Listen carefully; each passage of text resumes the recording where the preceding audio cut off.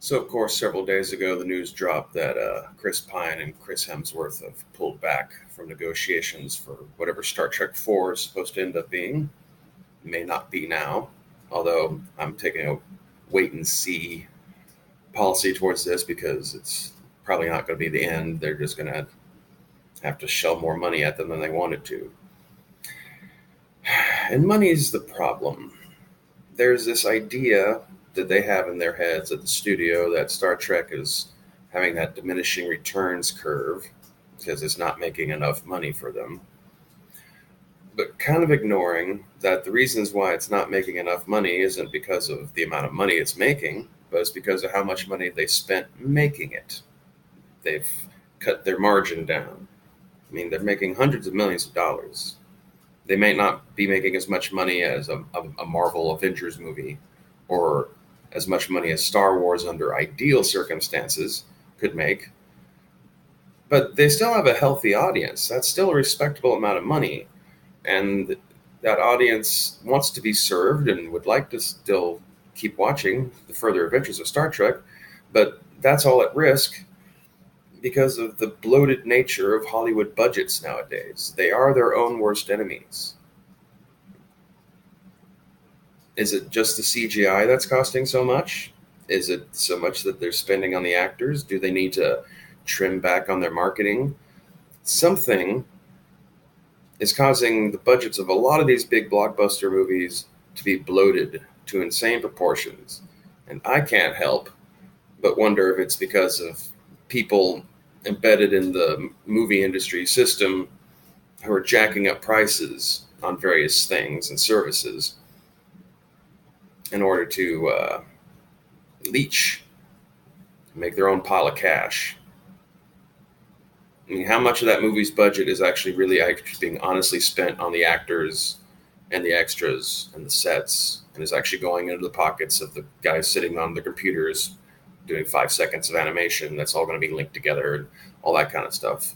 And how much of it's going into the people managing it all? How much is that wrecking it?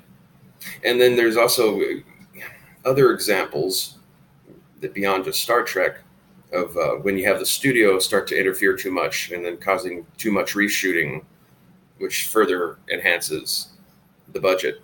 Solo, it wasn't a flop. Plenty of people went to go see Solo. It wasn't as much as a regular Star Wars movie, but plenty of people went to go see that movie. But because they canned the directors towards the end of filming it and refilmed a large portion of it and then spent a lot of money on a very wasteful, mistargeted advertising, obviously, it was doomed to fail. That movie was going to have to make like $1 billion for them to feel satisfied with it. And it was always going to be a long shot. There was no demand from the audience for a Han Solo movie starring a new Han Solo. Nobody wanted that. It's just pure Star Wars loyalty that got them the audience that they had. And they could have made money off that if they had kept the budget lower. Star Trek used to be a real profitable endeavor as long as you weren't too greedy. They had a core locked in audience of loyal fans who were always ready to tune into their shows, go to theaters and see their movies up until a certain point where there was burnout right in the early 2000s. But up until then, as long as they kept their budget under here, they knew they could make this much. And so, they can kind of calculate what they wanted their profit margin to be even, because they knew they'd get to that line. Just don't spend more than this. But now they're spending more than this because they want to chase the mythical new audience. Everyone wants that new audience. There's more, the younger, hotter demographics we can get for our products. And so then they start changing the things that made it popular with the people who actually liked it. Never seeing the logical disconnect that they're creating there. We got a popular thing that people really enjoy. They're loyal. They love it. They write us letters about it and do their own little fan productions of the things. And it's very inspiring. and we need to promote it to an even larger audience because we think even more people could come to enjoy this. So let's change the fuck out of everything about it that made it good. So it'll be better now. Except it's not better. I've been observing for a while, and from some anecdotal digging I've done on my own, uh, this trend that's been going on for several years of chasing away your older audience on the bid that your new altered product will appeal to millennials or Generation Y. I guess we'll start hearing soon here in a couple of years now. It's not actually capturing them. They're not interested. They're not showing up. You've alienated a chunk of your original audience. So you've lost their money. You're not getting the money of the new crowd. But that new crowd will watch the old stuff that the old audience liked, and they'll like it. So you've gained very little.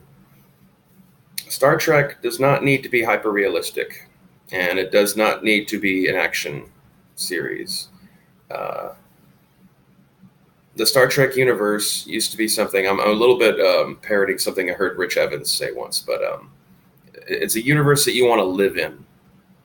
The original series, the way the interior of the Enterprise looked, it was like a swanky '60s nightclub. The way the lighting and it's all psychedelic, swirling patterns on the walls and stuff, and red low lights and all that kind of stuff. And the Enterprise in the Next Generation era was like a floating 4-star hotel in space. Like, maybe not want to live there, but you'd like to spend a nice, relaxing weekend seeing all the facilities and playing in the holodeck and all that kind of stuff, getting your hair cut by the blue guy. All the nice wood paneling and carpets and well lit. It's real appealing. And like at the peak of some dramatic adventure, a panel might blow up in someone's face, but it wasn't this constant barrage. But in the new Star Trek universe, whether we're talking the films being made by Paramount post 2009 or what CBS All Access is doing, it's like the entire future, you're constantly running down hallways that are blowing up around you. It's like basically every minute of your life. It seems exhausting. Why would you want to spend your time there? You never really get to feel like you know any of the characters or that you're interested in these people.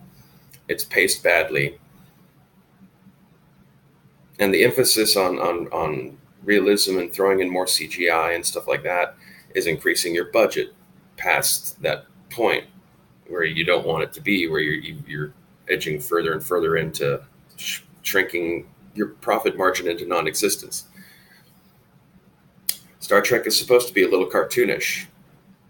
And I mean that in the most positive way possible. I don't mean as the cartoonish as in childish and dumb. I mean cartoonish as in very exaggerated. I mean, that's a good chunk of why all the most successful and popular, long-lasting and iconic of the shows, everyone's got these kind of dorky uniforms that are these real bright primary colors and are like coded to go with occupational class within the starship and all that kind of stuff, instead of like having everyone be more realistic uniforms with insignia that casual regular audience people aren't going to pick up on, little kids aren't going to pick up on. And it makes it, the more realistic you are, the less distinguishable it is from other science fiction properties.